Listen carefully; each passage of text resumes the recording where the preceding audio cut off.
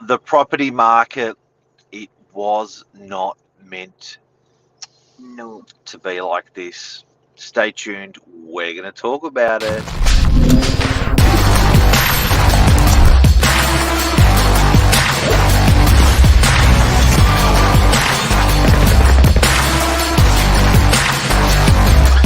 I'm the ringleader, so listen up. Haters are going to hate. Yeah, interesting news article this morning that was sent to us by Glenn Higgs, who works for us. Thank you, Mr. Higgs. Interesting read, actually, and a really, really good topic to talk about this morning. It wasn't meant to be like this. I think that pretty much typifies the property market, and that's including the rental market.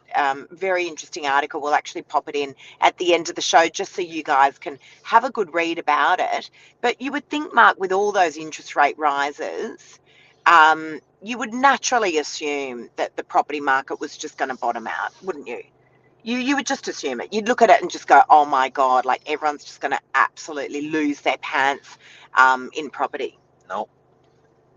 Yeah, but you're the, if everyone's running right guy, I'm going to run left. That's you. Yep. But I'm just saying, to the person who is not exposed to property, you would look at that and go, 13 interest rate rises. This is a terrible thing for the real estate market. COVID. Oh, COVID, a war, you know, so many things that have taken place, floods, bushfires, you know, et cetera, et cetera. We're not leaving anything out. But, you know, you would naturally assume that this was not going to be a good thing. No. It wasn't supposed to be like this. This is the newspaper article. I won't read it all. We'll put a link to it. When official interest rates rose from 0% to 4%, it was fair to expect some relaxation in house prices. Certainly all the big banks were tipping huge house price falls, but they didn't get what they expected. What changed was Australia's population. It grew massively as the backlog of COVID-era migrants arrived. What do you think about that, Mark? The fundamentals haven't changed. The fundamentals haven't changed. I talked with a client specifically about this yesterday.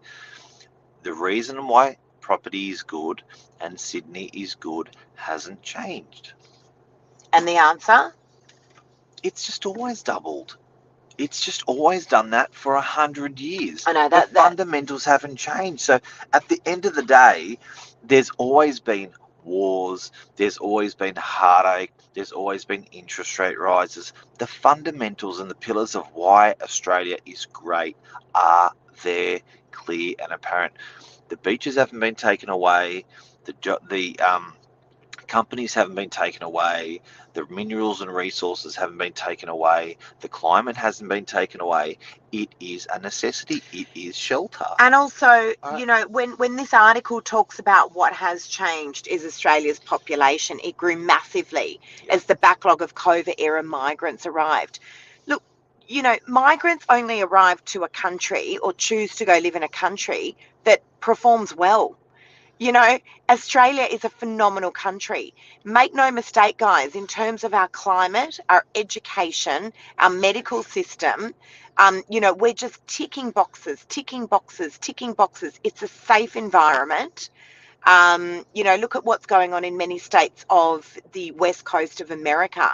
I was on the phone with a client the other day, and he was saying to me, I've just come back from San Francisco, and I go, oh, how was it? So that's a great city. I haven't been over there in years and years. He said, don't bother. It is horrendous over there. They've got, you know, riot police everywhere because a lot of these shops are just getting ram raided. There's robberies going on, there's carjacking going on, and there's police everywhere. Now, that's the west coast of America. That's a place that we used to holiday with our children as, you know, we just felt like we were almost once removed from Sydney when we'd go there, wouldn't we? Well, look at their tagline, "Make America Great Again."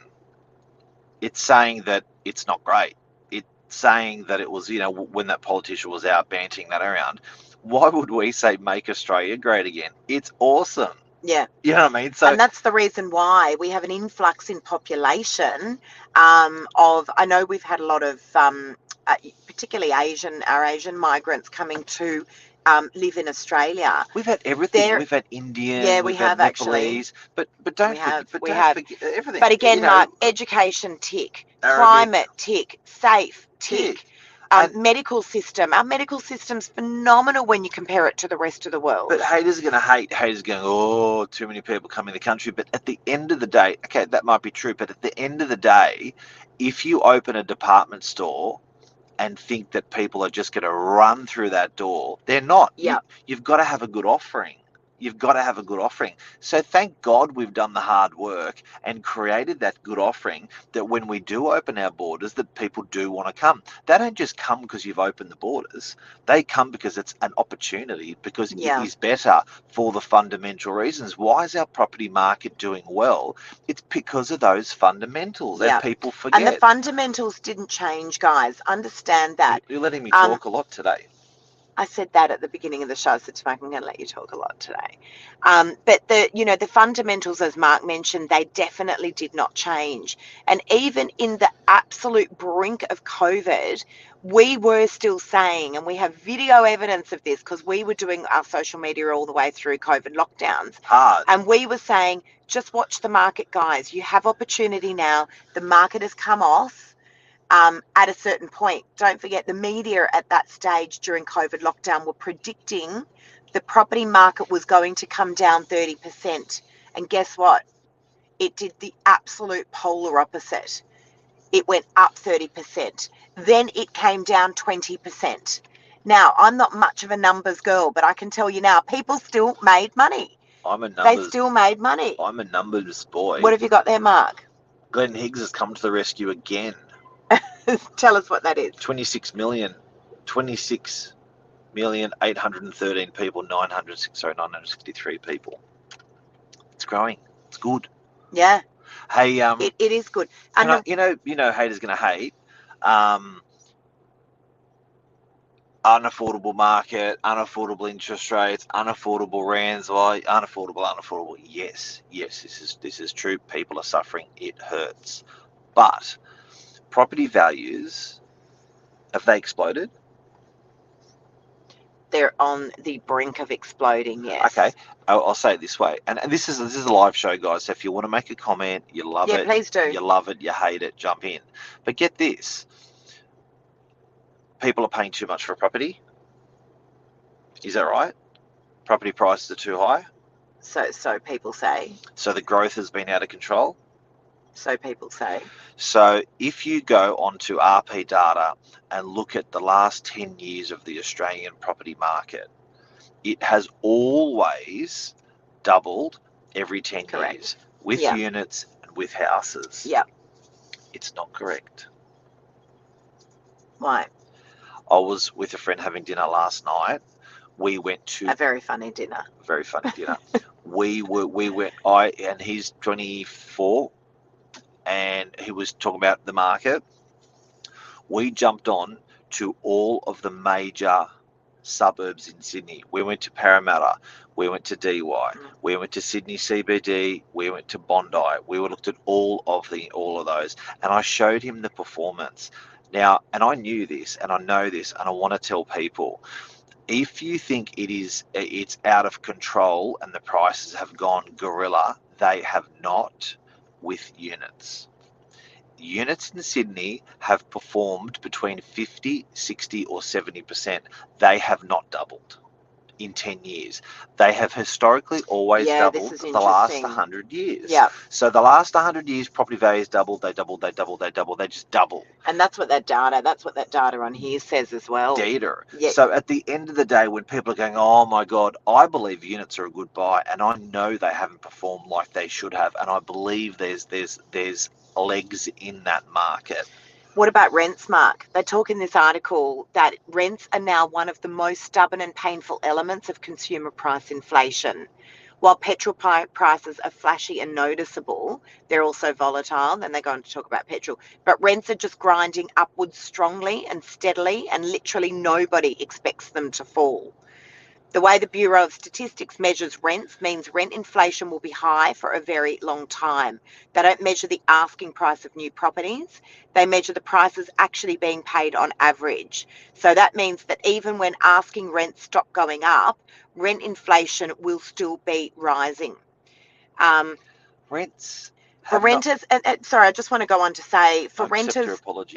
for renters who hope to buy a house, the situation is a triple whammy. This is what this article says, guys. It's getting harder to save a deposit thanks to rising rents. The interest rates they will have to pay on their loan is far higher than a couple of years ago, and the prices of houses is soaring. If you look at what a mortgage payment per week is to live in your home compared to what a rental payment is, it is still under. Okay, so you're a numbers man. Let's talk about that, Mark. Australians are spending 53% of their wage to live in their home in Sydney. Oh, look at that. Did you see that? No. Oh, the little thumb that just came up. Yeah, the thumb just came up because my thumb. That's so funny. The thumb just came up. Can I do that? What happens when you do that? So, Yeah. in Sydney, people spend 53% of their wage to support their mortgage Yep. in their home. Tenants spend about 33%. There's a gap. So, yes, rentals have been pounded. Yes, landlords and property owners have been pounded more. Let's talk about the rents, Mark. So, 2-bedroom apartment in DY, what is the cost of rent? What's the cost of rent on that? Average is $650. Let's call it $650 a week. Yeah. Rent. Okay. Now, if you were to own the apartment and your repayments based on the current interest rates, Average of $1,000. so $1,000 a week.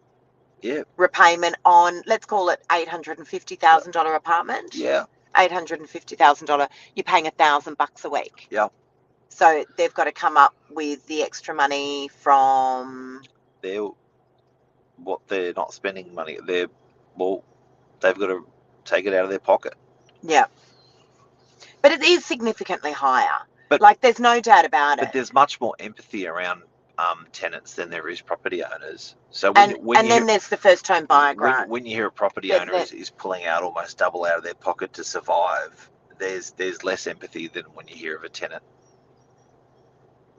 Yeah. So look, there's no doubt, guys. I mean, that's, as I said, that's a really, really good article that we're drawing down on today. We will put a link to this in our Novak social. Yeah, we'll put that here just so you guys can have a little read of it. But very interesting article. But it's what we always say, nothing has changed in property in the last 100 years. Nothing's going to change in the next 100 years. It's been a great property market for 100 years. And it's going to be a great property market the next 100 years. That's been a great blanket rule as well, Mark. Yep. That's been a really good blanket rule. Yep. And if you just apply that and don't listen to all of the hype, we're in front of so many sellers and buyers every single day. And it's incredible the hype that is around the property market continuously. And I know that we're much more exposed to it than the average person. But, the buyer that walks into an open home and says, I'm just going to wait. I'm just going to wait. And I remember 6 months ago going, guys, you've got this little window of opportunity to pick up property at a discounted price. The property market's going to go up. And the vast majority of people just looked at me like, up? What do you mean it's going to go up? That's a joke, right? The interest rates are on their way up. Property market is literally going to plummet. And we're going to wait. We're going to catch it when it falls. And that just doesn't happen. The property market remains resilient. And that is, this article was not just Sydney based. This article was talking about other states of the country, Perth, Adelaide, the Gold Coast. I was talking to an agent up in the Gold Coast the other day, beautiful clients that I just sold for are moving up there. Yep. And they were saying, oh my goodness, do you know anyone up there? Because we literally can't buy property. Every time one property hits the market, it's gone, it's sold. So it's still a thriving property market. So for our parents, continues to be. For us and for our grandparents, or your grandparents that lived in Australia, they always experienced property prices doubling every 10 years. I don't know how they did it. No, they did. Yeah. I don't know how they did it. I don't know how they survived. I don't know how they got through the 70 or 80 or 90 years Not with of help from life. family. My parents didn't do it with the help from their family. Right. So it's just one of those things. Now, Yeah. if you look at COVID back in 2000, we're almost 4 years down the track, there should have been some sort of growth. I know there's COVID and I know there's 13 interest rate rises, but there should have been growth through that period technically. And right now we're on the brink of being the highest property prices in the country ever. There's $10 trillion worth of property in Australia, and we're just about to break that record. And it's really an anomaly, and it's like it wasn't meant to be like this. It wasn't meant to be like this. That we should have taken a hit, but it's like, yeah, no, it should be doubling every 10 years because that's what it's done for 100 years. But guess what's happened now? And this is always the telltale sign for me as a real estate agent. And I feel like I'm quite good at reading the market. Fortunately, I document a lot of the things that I say when people think I'm crazy. And I go back and I go, remember in July, I did this video and I was talking that property market was going to come up. And everyone would send comments on my social media going, you're crazy. There's no chance this is happening. And of course it did. Yep. But right now on the northern beaches, and I would suspect this is the case in most parts of the country at the moment, just given what's going on with property prices, we have a major shortage of stock, And a lot of sellers are going, well, there's no stock. So if I sell, where am I going to go? You can't build it. And they're also saying, I don't want to be having to refinance on a much higher interest rate. And so it's put the stock into a holding pattern. And right now on the northern beaches, we are sitting under 600 properties across the northern beaches. That figure usually is sitting at the peak at about 900. I remember seeing it just under 1,000. 1,100. Actually, 1,200. Yeah. 1,200. Yeah. So we're sitting at about half, let's call it half the stock levels that we ordinarily are. And so, guys, if you don't want to believe what we're saying, if you just apply the good old-fashioned supply and demand, if you just apply that, I think there speaks volumes. And if we're not seeing the mortgage cliff. Have you seen it? Nope. We're not seeing that on the northern beaches. If you want to tear it back a little bit more, it's a good place to live. It's a phenomenal place to live. It always will be. Yeah. It always has been. And fundamentally, that is what's pumping. That is what's holding.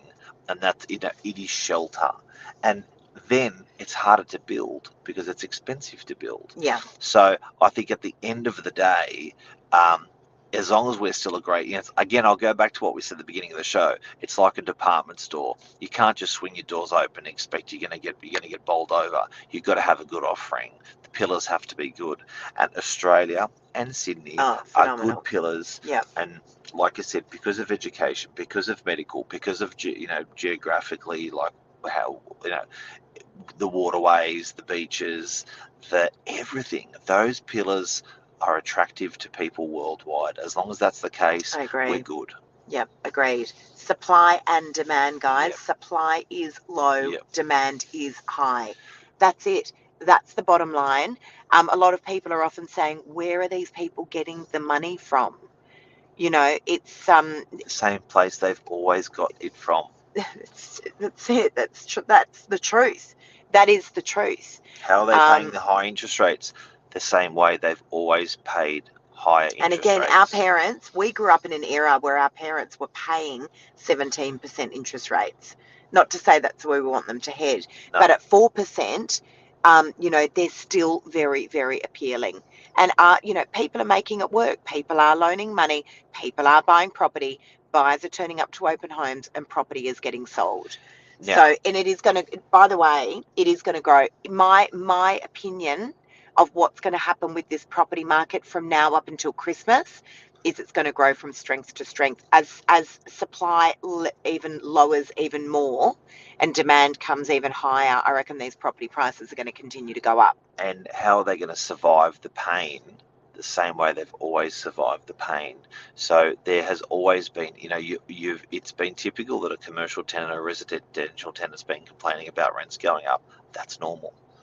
Do you know what I mean? I do have to say, Mark, and it hurts, and I'm compassionate, but that, you know, it's one of those things that, you know, when Telstra puts the phone bill up, you know, and it does go up all the time, it sucks, it hurts. Whatever yeah. you're doing, you know, it's not nice, but it is a reality. Inflation is things costing more for everyone. It's not nice. It hurts. I But do have to people say, manage. we took our daughter out a couple of weeks ago. She'd graduated school. She'd finished year 12, and we took her to a really beautiful restaurant. It's a bit of a nostalgic restaurant, and it was empty. Yeah. Empty. Yeah, well, it's normal. So You don't I don't think people spend are still, like, you don't, you know, you start shaping your spending. You don't, yeah, you just you know, you curb a lot of you that curve it. stuff. You Yeah, just curve it or curb it. Curb it. You curb it. curb it, curb it. Curb it. All right, guys, Curb I your spending. think that's a show, Mark. I think that's a show. Just quickly, I do just want to wrap up and say that there is a shortage of stock out there at the moment. We are definitely seeing listings coming on, but not what we would expect to be seeing at the beginning of October. This is ordinarily a very, very busy time for listings. The spring selling season came and went, guys. It was here about 7 to 8 weeks ago. It came and went. Do you want to see a graph? Yeah, I love graphs. Sure. Mark's just bringing up a graph. Ready? Actually, I do like these graphs. This shows you how much stock is DY, I think it is. selling in DY. Yes, That's how much stock is selling in the last year. there it is. The numbers don't lie. Bop-ball. Numbers don't lie. Down. Yeah, Can you see that? Yeah, that's better. yeah. Down. So let's look at that on a 10-year, because I know you like the 10-year graph even Wow. more. There you go. It just does that. It goes up, she goes up, she goes down, she goes up, she goes down. So you Yeah. can see after COVID, people abstained in those two dips before, and then they said, we've got to do this, and then they did that. That's total value of sales. Now, guys, please understand that a lot of what we're talking about Average is Northern Beaches centric. But it's pretty, It is. if I rack it up to any other suburb across Sydney, No, it's but I pretty do want to say that because I know that there are some areas. I often see Tom Panos reporting, and Tom will say things, and I'll be like, "What? That's not what's happening on the Northern Beaches." Sometimes I feel like we are in a bit of a micro market to ourselves. I know that there's plenty of areas in the in Western Sydney All right, where give me people one. bought. Okay, put in Quakers Hill, where people bought and then couldn't hold, and 2 years later they were getting their properties on the market and selling them for less. So, and Tom does always report the facts, and he reports them really, really well. But, you know, often when we're talking about things, we are talking about Northern Beaches centric. I'm talking about stock levels being low. I don't know about Do you want me to Quakers do stock Hill. levels or prices? Oh, no, do both. Just quickly, we'll wrap it up with this. 3-year prices in Quakers Hill. Level. Last year and a half, level. Okay, do stock levels. Let's have a look at stock levels in Quakers Hill. I'm Total interested volume to see sales or total listings? the same, whatever the same equation was that you just used for DY. Total volume. Okay, see they're heading up, Mark. They're down on volume. Is that not heading up? Oh, yeah, but that's 3 years. Volumes are down, down. Interesting. And then if you look at 1 year, there you go. You are right. That last little bit, they've come up. The stock levels are up, and that's what I'm saying, guys. In different parts of Sydney, different things are happening. Are property prices going up? Yes, they're going up. Oh, it's our daughter. They're going up. They're going up right across the country. They're going up right across the country. All right, I need to go. I've got to go and say, have a great day to my daughter. Bye, guys. See you guys.